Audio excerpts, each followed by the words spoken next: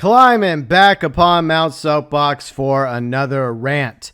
Today we are ranting about Take-Two Games, the company formerly known as Rockstar Games. Yes, I realize they're still called Rockstar Games. The website rockstargames.com. Their social media still say rockstargames.com. But in my eyes, they're no longer Rockstar Games. And this is all because of Take-Two Interactive's slow and methodical takeover of Rockstar Games. During the golden era back in the 2000s, this is when Rockstar was allowed to shine and make awesome games, such as the 3D era of GTA, aka the original GTA Trilogy, GTA 3, Vice City, San Andreas. Later on, Liberty City Stories and Vice City Stories for PSP.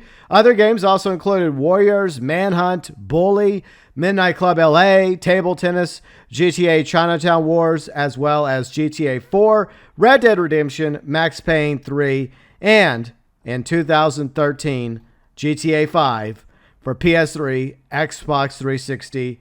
A few weeks later, GTA Online was launched the 1st of October 2013, and this is when the changes began at Rockstar Games with the introduction of Sharkcards. Yes, a lot of online games have microtransactions. That's nothing new. It's another way for companies to make money and also provide continual live support and updates and content to online games. It's the nature of the beast. But I don't even think Rockstar and Take-Two could foresee how much money they would make from all the Sharkcards that they sold for GTA Online, which is amounted to perhaps billions upon billions of dollars at this point in Sharkcard sales.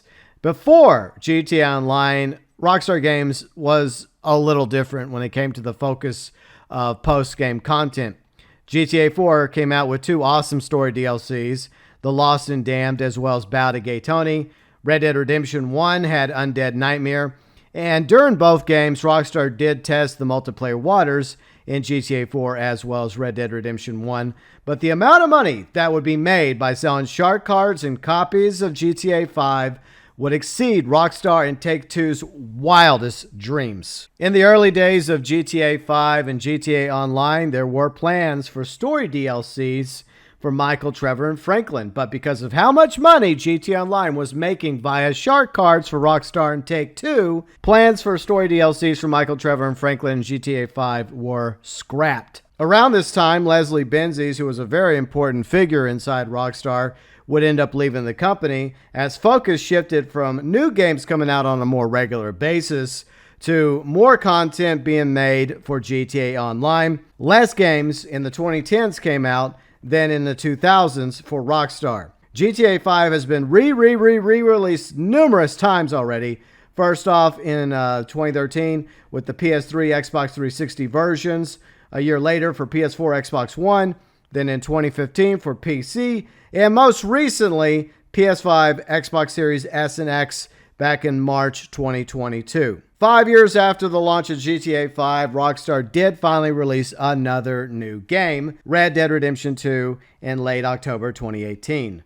Red Dead Online Beta would launch in late November 2018, but Rockstar and Take-Two attempted to microtransaction Red Dead Online even more than GTA Online with the gold bars, but they failed miserably due to bad direction as well as incompetence, which ultimately led to Red Dead Online being abandoned. The last new role that came with Red Dead Online was the Naturalist update, was in the summer of 2020. Then after that, it all went downhill. There was a bounty expansion in December 2020, and then the petty small blood money update in summer 2021. Except for some new survivals for Halloween and the holiday season and subpar passes, the Quick Draw Club replacing Outlaw Pass, Red Dead Online had received next to no content and not even a quality of life patch since the Blood Money update came out. There was also a time similar to GTA Online where Red Dead Online would have weekly events. This was expanded back in November 2021 to monthly events. By the way, in December, we got no update for Red Dead Online. Our response to Rockstar Games regarding hashtag Save Red Dead Online, despite the fact the movement went viral for a few months and even got notoriety from several big content creators as well as gaming websites asking for an official response from Rockstar regarding the lack of content or updates to Red Dead Online. But the only thing that continued was Rockstar's silence regarding Red Dead Online, with no word from Rockstar Games as to whether or not there will be any plans at all for any future content or updates or quality of life fixes to Red Dead Online. Then we have GTA 5 Online for PS5, Xbox Series, aka the Milked Edition. It was announced in summer 2020, scheduled originally for November 11th, 2021, but surprise, surprise, it got delayed after a terrible trailer to March 2022. An underwhelming launch except for the performance and performance RT modes. It's virtually the same game as the PS4 Xbox One version that released back in 2014. Bugs, glitches, issues carried over from last gen GTA Online to the PS5, Xbox Series S and X versions, including God Mode. Despite raking in billions upon billions of dollars selling copy after copy of GTA 5 and Sharkcards, as well as Red Dead Redemption 2 and even some gold bar sales, Rockstar still has GTA Online and Red Dead Online on peer-to-peer instead of investing time, money, and hiring people to build a dedicated server farms for their online games. Why? Because Rockstar and Take-Two are cheap. Furthermore, there was no sufficient changes to GTA 5 for PS5, Xbox Series S and X. It's virtually the same GTA 5 you got back in 2014, and with the exception of performance RT, allowing the game to run much smoother, up to 60 FPS, there was no sufficient updates or changes to GTA 5 on PS5 or Xbox Series X and S. In other words, it's basically the same GTA 5 we got back in 2014. Now let's talk about GTA Trilogy Definitive Edition launch disaster. The remasters of GTA 3, Vice City, and San Andreas, done by Grove Street Games, formerly Wardrome, instead of being done in-house by Rockstar, most likely was scheduled to come out sometime in 2022. However, they were rushed out the door to fill the void of GTA 5 Online Milked Edition, which was originally supposed to release, once again, November 11th, 2021. Instead, we got the Definitive Edition, the Defective Edition of GTA Trilogy on November 11th, just in time for the holiday 2021 sale. The LA Noire remasters back in 2017 was handled way better than the GTA Trilogy Defective Edition. More important people at Rockstar Games departed after Red Dead Redemption 2, including Dan Houser, Sam Houser's brother, co-founder of Rockstar Games. He was also the lead writer from GTA 3 all the way up to Red Dead Redemption 2. Laszlo Jones also left Rockstar Games following Red Dead Redemption 2. Chances are Leslie Benzies, Dan Houser, Laszlo are not the only important people at Rockstar Games that have left the company. I'm sure others have as well. Meanwhile, Dan's brother, Sam Houser, has been MIA until most recently when it came to Remedy announcing a Max Payne and Max Payne 2 remake in conjunction with Rockstar Games, who will be financing Max Payne and Max Payne 2. Remedy's going to be doing all the work, fortunately. Rockstar is just backing it financially. They got plenty of money from all the Sharkcard and GTA 5 sales. So you got Sam, founder, president of Rockstar Games.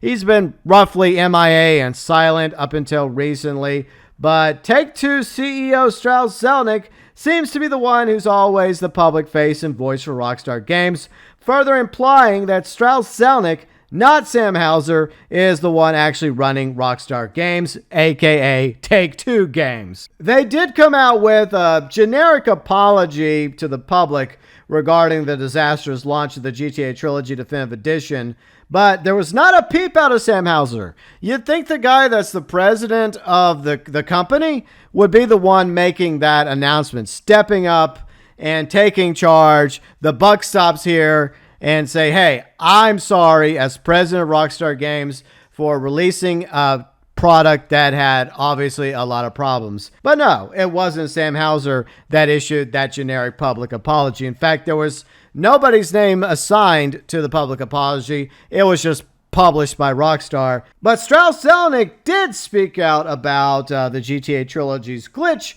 that was allegedly resolved. Not true. because the latest title update back in late February failed to resolve most of the remaining bugs, glitches, and other issues still plaguing the GTA Trilogy Definitive Editions 3, Vice City, and especially San Andreas. Unfortunately, that's not the only lie that Strauss Zelnick has recently said.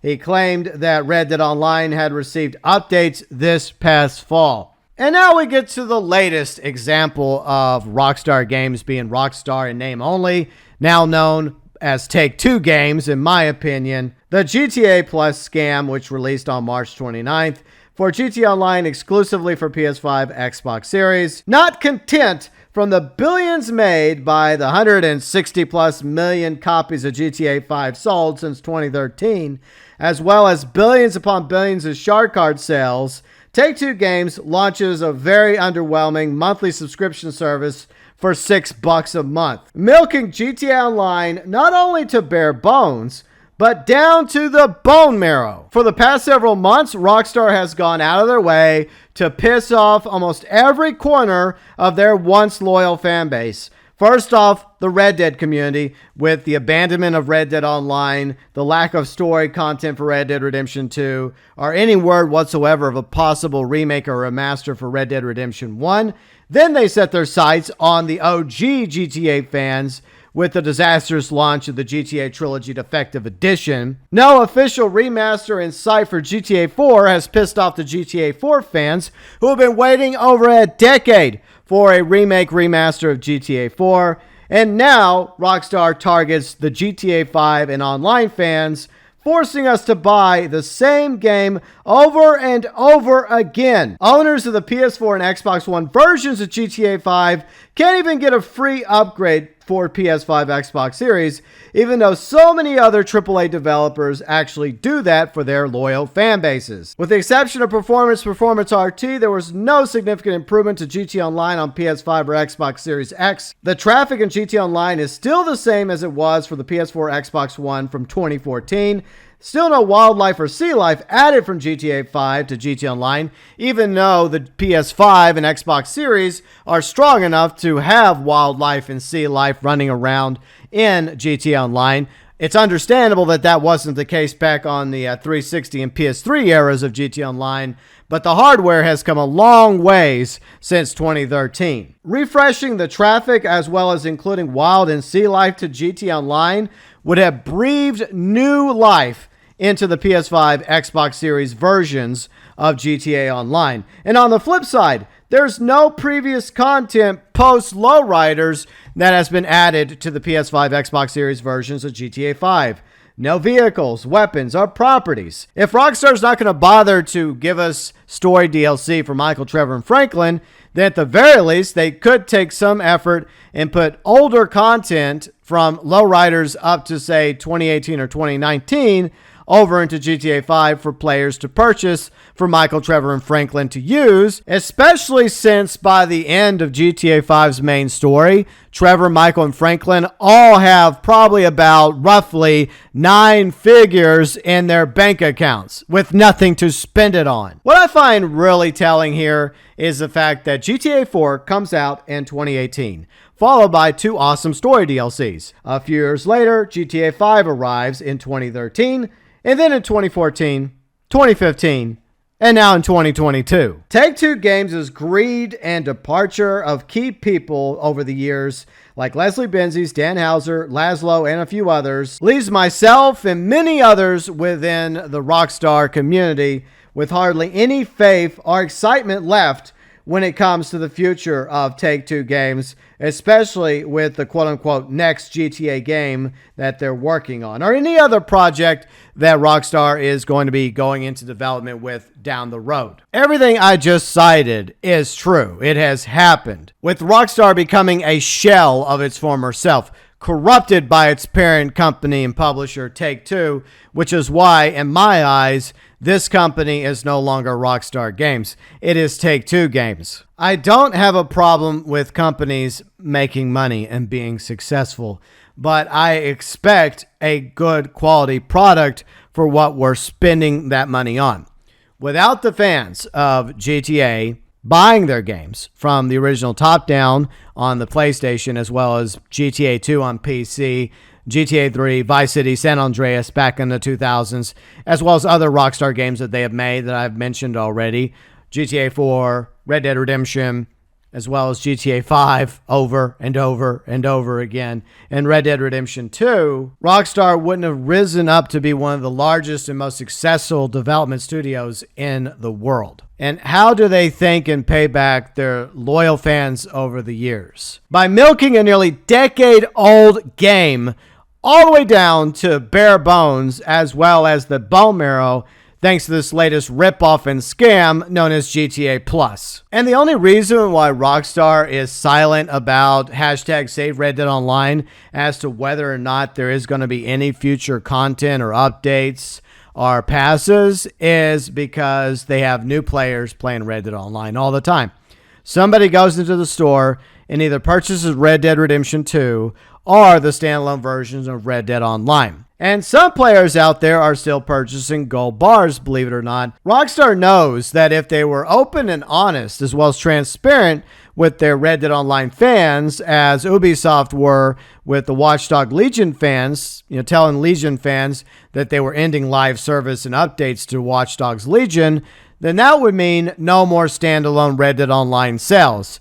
That would mean no more gold bar sales in the gold bar store, even though I seriously doubt there's that many gold bar sales anymore. But there is probably enough to merit Take-Two Games, keeping their mouth shut and not responding to their community when it came to hashtag Save Red Dead Online, or at the very least grow a spine and be open and honest with their community and tell us that Red Dead Online is pretty much over. Reality is Sam Hauser, Strauss Zelnick, all the other corporate suits at Rockstar Games or Take-Two Games do not care about the consumers. All they see are wallets. All they desire is to get every last dollar, dime, euro, penny, quarter, yen out of our pockets as possible, which is exactly what they've been doing with GTA 5 and online for nearly a decade now. For what it's worth, I am glad that a growing number of fellow Rockstar fans are finally opening their eyes, taking off those rose-colored glasses,